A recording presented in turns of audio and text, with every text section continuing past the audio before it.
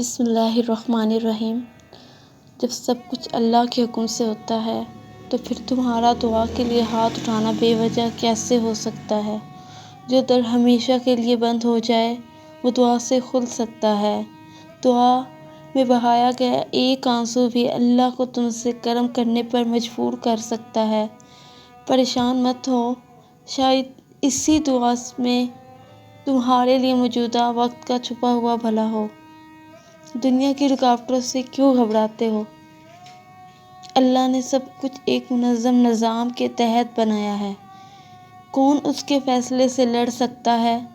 دنیا اور آخرت میں کچھ بھی ایسا نہیں جو دعا سے حاصل نہ ہو سکے۔ اللہ تم سے بہت محبت کرتا ہے اور تمہاری خواہش پر تو وہ قادر ہے۔ بس اس کا اشارہ ہوتا ہے۔ جو تم نے مانگا ہے وہ تمہارے لیے محفوظ کر لیا گیا ہے۔ اللہ ہی ہے جو معجزے کرتا ہے۔ اللہ ہی ہے جو ناممکن کو ممکن بناتا ہے۔ مایوس مت ہو، بڑی مشکل بھی آسان بن سکتی ہے۔ اسے سچے دل سے پکارو، وہی سننے والا ہے۔ یقین کے ساتھ دعا کرو کیونکہ دعا قبول کرنے والا اللہ ہے۔ اللہ تمہاری دعا کو تمہارے نصیب کا حصہ بنانے سے پہلے تمہارے دل کا حصہ بناتا ہے۔ تم سوچتے ہو کہ جو مقدر میں لکھا ہے وہ تو ویسے ہی ملے گا، تو پھر دعا کا کیا فائدہ؟ لیکن کبھی یہ سوچا ہے کہ دعا بھی تو نصیب سے ملتی ہے۔ اگر نصیب مقدر ہے تو دعا بھی اسی میں سے مقدر کی گئی ہے۔ وہ دعائیں جو آج تمہاری زبان پر بار بار آتی ہیں، اللہ نے وہ تمہارے لیے تب سے منتخب کر رکھی تھی جب تم دنیا میں بھی نہیں آئے تھے۔ اگر نصیب میں لکھی ہوئی چیز ہر حال میں ملنی ہے تو پھر دعا مانگنے سے کیوں روکا گیا؟ مانگنے سے ملنا بھی تو اسی نصیب میں شامل ہے۔ جب مانگی گئی چاہتوں میں دینے والے کا کرم شامل ہو تو وہ چاہت خود راستہ بنا لیتی ہے اور تم تک پہنچ جاتی ہے۔ ممکن ہے کہ تمہارے جیسے کسی کے لیے اللہ نے کسی کو پہلے سے بنا رکھا ہو، مگر اس کا ملنا تمہاری دعا کے بعد ہی لکھا ہو۔ جب دعا قبول ہونے میں دیر ہوتی ہے تو تمہیں لگتا ہے کہ اب کہانی ختم ہو گئی ہے، لیکن حقیقت میں کہانی تو وہیں سے شروع ہوتی ہے، اللہ اور بندے کی کہانی۔ جب بندہ بے بس ہو کر اللہ سے اپنی دعاؤں کے نام نہیں لیتا بلکہ اللہ سے اپنے درد کی دعا مانگتا ہے، تمہاری سچی دعائیں تمہاری تقدیر بدل سکتی ہیں۔ اگر کچھ بدلا ہوا محسوس نہیں ہوتا تو دعائیں بڑھا دو۔ جو چیز اللہ کو ناپسند ہے اسے چھوڑ دو، پھر دیکھو تمہاری دعائیں کیسے قبول ہوتی ہیں۔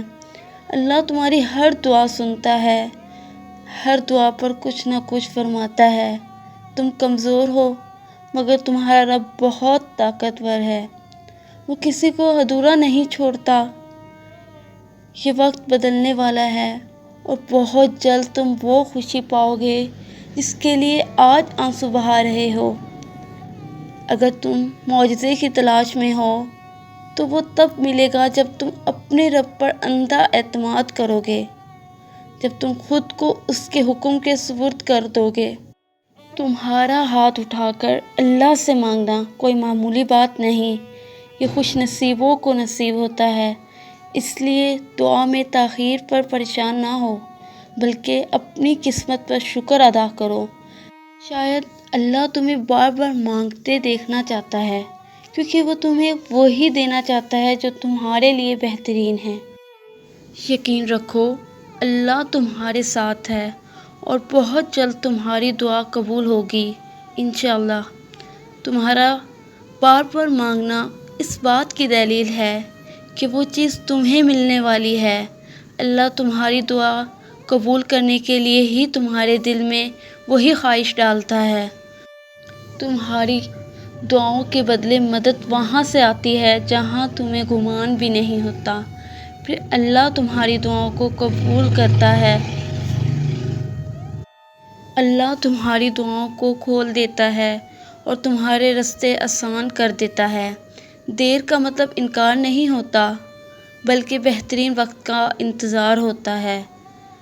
اللہ نے ہر چیز کے لیے ایک وقت مقرر کر رکھا ہے، نہ وہ اس سے پہلے ہوگی نہ بعد میں۔ تمہارا کام صرف صبر اور شکر کرنا ہے۔ اللہ صبر کرنے والوں کے ساتھ ہے، جیسے روزہ دار افطار کے وقت تک صبر کرتا ہے، ویسے ہی تم بھی اپنے رب پر صبر کرو، اللہ سب ٹھیک کر دے گا۔ جب وہ کسی چیز کو تم سے لیتا ہے تو اس کے بدلے میں بہتر دیتا ہے۔ اللہ کے خزانے میں کمی نہیں۔ دعا مانگنا عبادت ہے اور ہر دعا قبول ہوتی ہے، بس اپنے وقت پر۔ دعا نظر نہیں آتی، لیکن جب قبول ہوتی ہے تو وہ ظاہر بھی ہوتی ہے اور سنائی بھی دیتی ہے۔ بس یاد رکھو، تمہارا کام مانگنا ہے، دینا تو اللہ کا کام ہے۔ وہ سب کی سنتا ہے، مگر خاص طور پر اس کی سنتا ہے جو صرف اسی کو پکارتا ہے۔ اللہ سب کو دیتا ہے، اللہ خاص ان کو دیتا ہے جو یقین کے ساتھ مانگتے ہیں۔ وہ تمہاری دعاؤں کو تمہارے نصیب کا حصہ بنا لیتا ہے اور تمہیں وہ مقام دیتا ہے جہاں تم جانا چاہتے ہو۔ اللہ پر یقین رکھو، وہ کبھی کسی کو خالی نہیں لوٹاتا۔ بے شک